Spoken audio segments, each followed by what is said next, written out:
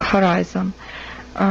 There is, according to legend, a boiling pot of gold at one end. People look, but no one.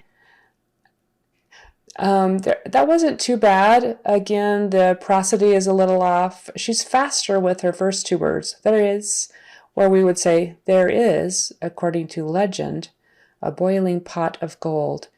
Her T's are a little more pronounced than we would. A boiling pot of gold, a boiling pot of gold, a boiling pot of gold. So very slight difference on the T's. People look, but no one. The word look. Another unique vowel in American English is what we call the horseshoe U. Look, book, took, shook.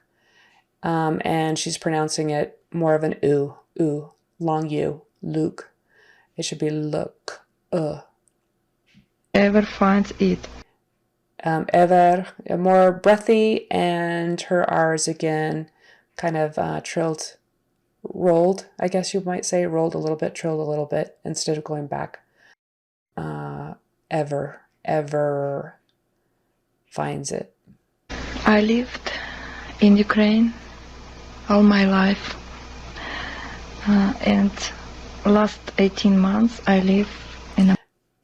So when she says the last 18 months, I think it sounds more like lost 18 months. So there's another vowel difference there. A and ah may sound the same or very close to a foreign speaker, but in English, they're very different and they can make very different words. America. My brother.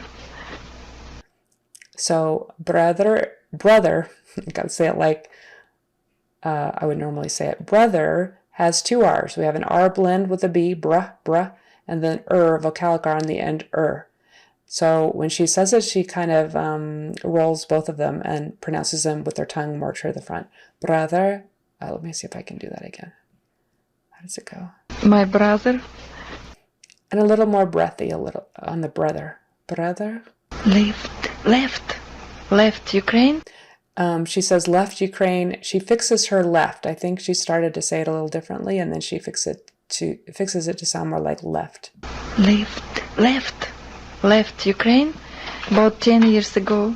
The S on the end of years. So in English, plurals are often formed, regular plurals are often formed by adding an S to the end of the word.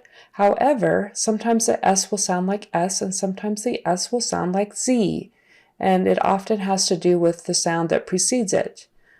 If there is an unvoiced sound preceding the S will generally sound like S, because S is unvoiced also. If there is a voiced sound preceding it, the S will often sound like Z, because Z is voiced and it takes on the characteristics of the sound preceding it. That's not a hard and fast rule. It's not true all the time, but that is often how it is. So years, there's a vocalic R in front of the last sound, and that is voiced. And so years also takes on the Z sound instead of S. And foreign speakers will often just pronounce that final S as an S all the time, because they're not used to hearing it pronounced a certain way. So years would be with a Z at the end, not an S. So years instead of years. He was a refugee. Yes. Because we would say that with a short U.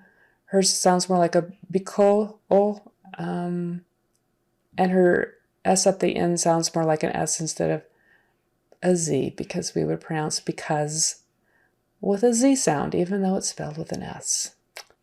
When he lived in Ukraine, he worked. Okay, her pronunciation of worked, we would say even though it's spelled with an O-R, we say worked. She's pronouncing it more as it's spelled with an O-R, worked. And so it's a very different vowel pronunciation. At factory, and he... So it would be at a factory instead of just at factory. Studied at university.